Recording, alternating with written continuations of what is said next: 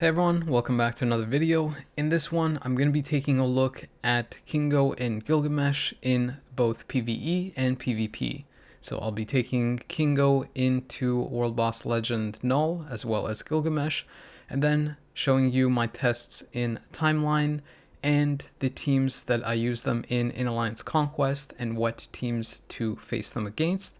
as well as what possible teams can take them down. As always, I'll also be recommending potential builds for the characters depending on how you want to build them. With all the buzz going around about Gilgamesh, I'm pretty sure that most people are aware that he's very tanky and good in PvP,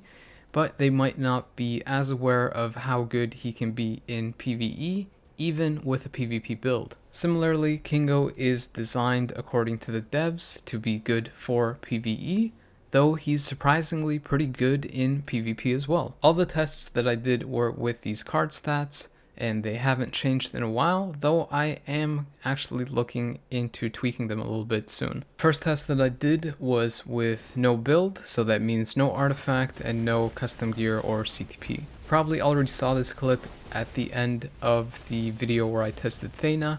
to highlight the fact that Kingo can clear Null Stage 9 faster than her. The general rotation that I went with without any kind of proc was to use 2, a slight delay cancel, 3 with a slight delay cancel, into 4 with a slight delay cancel, and then 5. And then once the 5 resets your 2, you just spam between 1 and 2 till your skills are back up to go back into that rotation which I just mentioned. So essentially you delay cancel almost every skill except for 5, and the order of the skills that you use, just to summarize, is 2, 3, 4, 5, and then 2 and 1 when those skills are down. If you want to know when to cancel the skills in the delay cancel, for the second skill you can almost instant cancel, though you have to wait a little bit of a half second for those little orbs to appear in the air. For the third skill you can cancel once the aura appears around Kingo. For the fourth skill, you cancel after he's shot once into the ground. And then the fifth skill, you can cancel if you want, though if you have a single skill damage proc, you want to stay in that skill. Otherwise, if you don't have a single skill damage proc, you can pretty much almost instant cancel the fifth skill and then go into your 2 and 1. When incorporating the sixth skill, the rotation that you want to use if you don't have a single skill damage proc, so if you have something like a rage, is you can do 2 delay cancel, 6 instant cancel, and then go into the rotation that I mentioned before. So you do 3 delay canceled, 4 delay canceled, and 5, and then keep spamming your 2 and 1. If you have a single skill damage proc, the rotation would basically be 3 instant cancel, 2 delay cancel, 4 delay cancel, 5, and then if you're incorporating the awaken skill,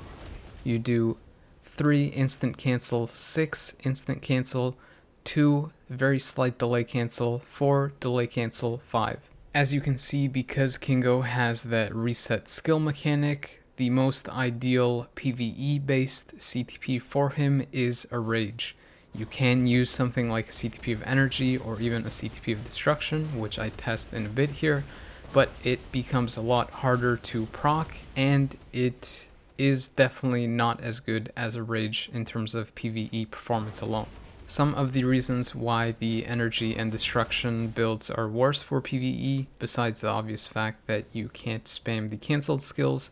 is that you also have to insta-cancel your third skill, otherwise it will proc on that skill instead of the fifth skill or another skill that you might want. Besides that, having to cancel that third skill early will deny you the healing from that skill, so you also kind of suffer in terms of survival as well. Regardless of the build that you use, you can see he's quite good since I finished with 2 minutes remaining with no build at all. In the second test, I simply equip his artifact, and I'm able to finish 18 seconds faster than before. In the third test, I equip a CTP of destruction, a regular one, to see how that does, especially since I test them with it in PvP as well. With that CTP equipped, I finished 22 seconds faster still. Because the clear time was kind of quick, I wanted to take him into a higher stage of Null so that it would become a little bit easier to see what kind of clear time he actually had. And on stage 14 of Null, I finished with 45 seconds left. I honestly thought he would clear a lot faster as the difficulty or stages went up, but it becomes clear that it is kind of difficult to time his proc with a single skill damage proc CTP like the energy or destruction. And like I mentioned earlier, you lose a lot of damage from that third skill not being active and ticking away, as well as using your second skill spam because of the 5 resetting it. So if you want my suggestion on how to build Kingo, you can kind of build him as a hybrid if you want to, but I think the most beneficial way to build him would be to go all out one way or another. So if you're going to build him for PvE, then go with the CTP of Rage. If you're going to build him for PvP, then you can go with something like a CTP of Authority or a CTP of Regen if you wanted to. The CTP of Authority is the one that I ended up going with in the very end, and you can also see the results I get with that in the testing that I do. When I took him into Timeline, initially before I used any CTPs, I only equipped custom gear that had Guard Break Immunity and Invincible, and I didn't even end up proccing it. So you can potentially use something like a CTP of Destruction,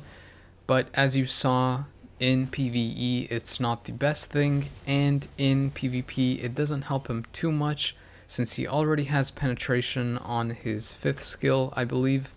and he has more than enough damage to take out strong meta characters. This is why I went with a CTP of Authority, since I found it to be the most reliant one, and that damage accumulation from the Authority works pretty well with his kit, since he also has damage accumulation for damage done, so it doesn't really contradict in any way. You can potentially also go with a CTP of Regen, since his base health is actually pretty high for a speed or a blast type, but you won't really benefit from that recovery too much since his only heal is on his 3rd skill, and if that skill gets cancelled or doesn't activate, then the recovery won't really do anything. So I'm going to show this clip one more time, and the purpose of it is to highlight that he's actually pretty decent in PvP because of his AI rotation. So he frequently opens with that 5th skill, which has very high damage, as well as the penetration to all sources, and then he goes into his 3rd skill, which if it doesn't get cancelled, he gets that aura that heals him, but also paralyzes his foe if they get trapped in it. If the skill does get cancelled, it doesn't matter too much anyway, at least for the damage aspect, since he gets damage accumulation from it for damage being dealt. If you're wondering how he fares in a 3 vs 3 format like Alliance Conquest, he does pretty well considering that his 5th skill is such a long iframe and that he opens with it. As a starter team, since I didn't really know what to expect, I took him up against Hulk, since he gets a type advantage versus him, to see if he's able to take him out, or if he kind of dances and stays alive for a bit of time, and Hulk might end up killing him. But clearly he's strong enough to burst down Hulk fairly quickly. Since the first test went so well, I took him into another, this time with Wenwu being replaced with a stronger character like Jean, to see if he could do the same thing. And as you can see, it's no problem for him at all, and then he's left facing Jean by herself, which he also takes out pretty quickly. You might notice that Athena pops up in a lot of these tests that I do with Gilgamesh and Kingo, since I was testing her at the same time, and her performance is a little bit hit and miss since I have a CTP of Rage on her. So sometimes she might die fairly quickly, and other times she can wipe out a full meta team. So you'll see an example of that in this next test where I fight a stronger team, especially one that Kingo doesn't have a type advantage versus. Because both Kingo and Athena open up with their 5th skill, which are very long iframes, it can end up potentially instantly wiping out the opponent team fairly quickly. Although Athena is kind of underpowered for her cost in PvE, in PvP she is also a little bit tough to keep alive because she doesn't have the healing, but regardless, her skills have long iframes and do a lot of damage, which makes her actually pretty decent for it. As I mentioned before, she is a little bit hit and miss due to her kit missing some stuff, so she won't really hang with the top metas, but she can do some work in your roster for Alliance Conquest at least. Then the final test that I do with Kingo is the toughest one. It's to see if he's capable of taking down the defenders by himself. So that means that I'm using some kind of damage leadership and no debuff support. As you can see, that third skill makes a really big difference since it's a long lasting AoE effect and it can keep him alive, healing him while also potentially locking down the opponent. Also, like I mentioned, after he uses that skill, which synergizes very well keeping him alive, he gets that additional damage accumulation for damage dealt, which means he'll more than likely be able to wipe out whatever opponent he's facing, even if he doesn't have a damage proc. Now you saw what Kingo can do. Gilgamesh, on the other hand, is a little bit more straightforward. His rotation is you wait till the opponent or the boss is about to hit you, then you do your 3 skill. You can basically cancel that after you take damage instantly into your 5th skill, and you let that play out till he does, I believe, 3 hits, or that big final hit that has a big AoE with the lights flashing. After he's done that, you basically just go into your 4th skill and stay in that for as long as you can till your skills are back up. When incorporating the awakening skill, you basically do the same rotation, but before you do your 5, you do your 6th skill and instantly cancel it. So the rotation again, if you use the 6th skill, would be 3 cancel after you take damage, 6 cancel, 5 delay cancel till that big AoE explosion or the flashing light AoE appears, and then stay in your 4th skill. The PvE tests that I did were with no damage proc, so I'm currently using a CTP of regen for him. If you really want to build him for PvE, then I'm not really sure that a single skill damage proc like a destruction or an energy would work, since you have to wait a pretty long while for that 5th skill before you cancel it to get the full damage out of it. So if you go specifically for PvE for him, then a CTP of Rage is probably what you want to go with. If you want to use him in PvP as the devs intended, then the CTP of Regen synergizes really well for him because of his very high health pool and his passive healing, not to mention his active healing on a bunch of his skills. Besides that, you could potentially use a CTP of Authority, though I have mentioned it in a previous video that the damage accumulation being damage taken might conflict with his 3rd skill, where he also has the same effect. But that one has a higher damage bonus that you get from the damage that he takes.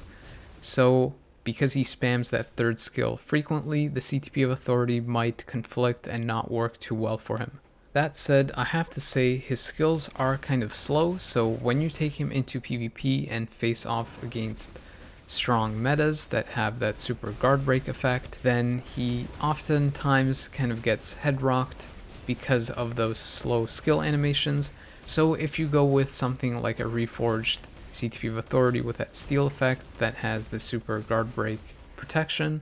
it can work well for him in that sense. Alternatively, you could forego using a defensive or survival based build outright and not use a CTP of Authority or a regen at all,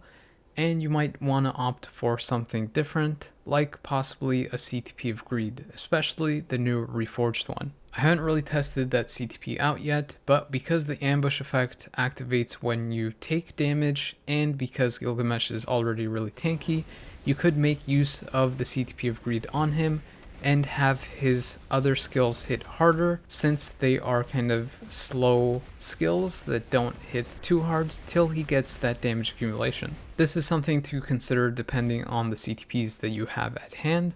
though in my opinion the CTP of Regen is probably the safest bet and the most synergistic one for him. Anyways, you can see that Gilgamesh also does pretty decently in PvE, being only 3 seconds behind Kingo with no damage proc. You can see just how dominant he is on the PvP side, since for my first test I took him up against my own team with the brilliant regens and authorities on their builds. As you can see, he doesn't really do too much damage over time, but rather uses that 3rd skill so that his 5 or other skills hit very hard and burst down fairly quickly. The only issue with this is that if there are characters that have a lot of super guard break, he can be knocked out of his damaging skills, which would force him to go through a full other rotation till his high damaging skills are off cooldown. So a lot of times you're going to see Gilgamesh dueling it out with his opponent till the 5th skill is up,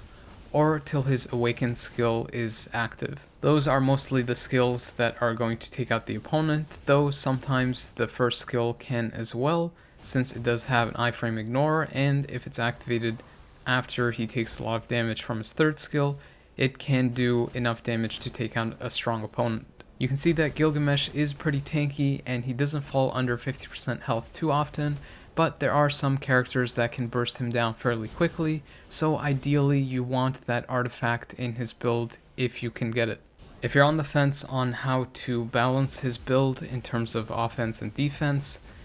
I would suggest that you build him more defensively, so having more HP Urus and Odins if you can spare them, and probably also going with a defensive or a survival based ISO 8 set, but that really depends on what stats you need to fill out in his stat sheet, so that really depends from one player to another. I personally prefer to have the damage proc ISO 8 sets on most of my characters, so that's what I went with,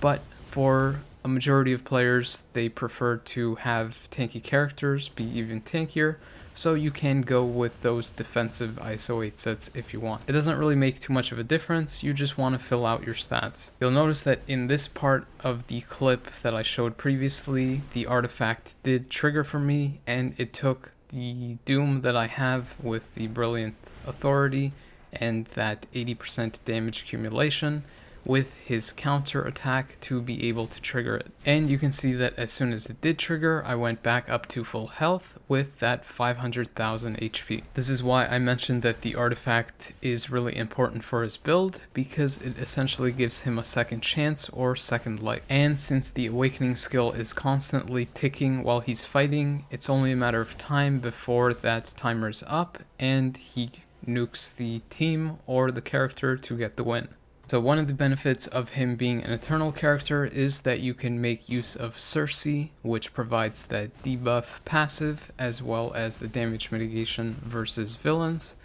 and you can use another leadership to make him even tankier. In my case, I used Colossus to get that physical immunity for a period of time, as well as the increased mitigation versus all characters.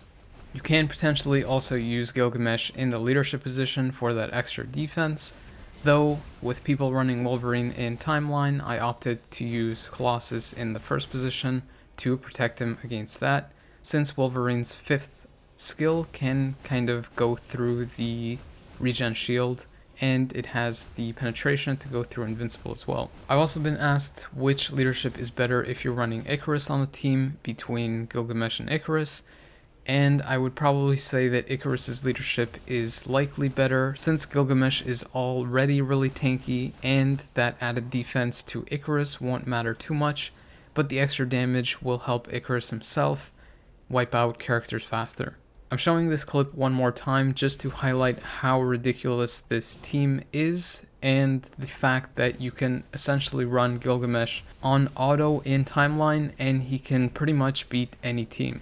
In this fight, I barely lost a fourth of my health, and I didn't even make it to half health for longer than a second or two in the duration of the fight. What's also pretty crazy is the fact that Gilgamesh can basically one-shot characters like Sentry, or possibly even Doom, when he goes through the right rotation. If you're wondering what characters you can use to counter him on manual,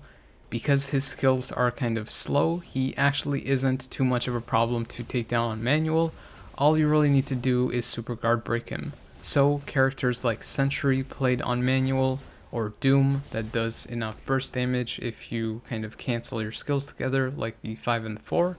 you can basically burst down Gilgamesh fairly quickly before he gets any of his accumulation or his one-shots off. And like I mentioned previously, Wolverine can do some good damage with his 5th skill and the bleeds, And then you also have the option of reflect characters like Silver Surfer and Luke Cage. Because he did so well in the timeline tests, I immediately took him versus metas in Alliance Conquest and used Thena's leadership for that extra damage and defense to make him tankier, but also get Thena into the mix to test her out and see how good her damage is. As you can see from the previous clip, Thena can survive pretty well even with the rage build because she opens up with that 5th skill, and the rage proc will make it so she wipes out most characters fairly quickly. If she fails, then you have Gilgamesh there as the backup since he's so tanky.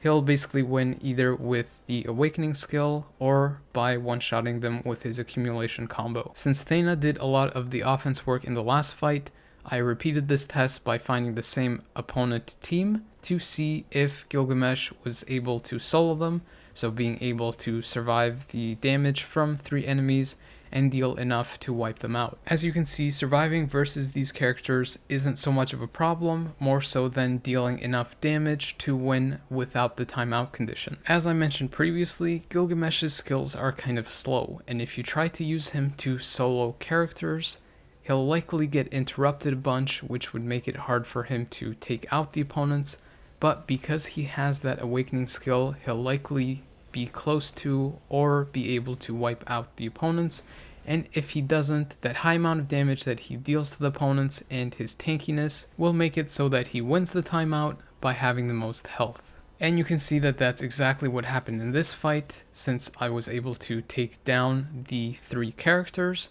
but because Sentry revived and he wasn't able to awaken and win again, Gilgamesh won because he had dealt the most damage and had the highest health compared to the opponent. This is why it's important to complement him with a strong offense character. So after seeing how well he did offensively and defensively, the next thing that I wanted to test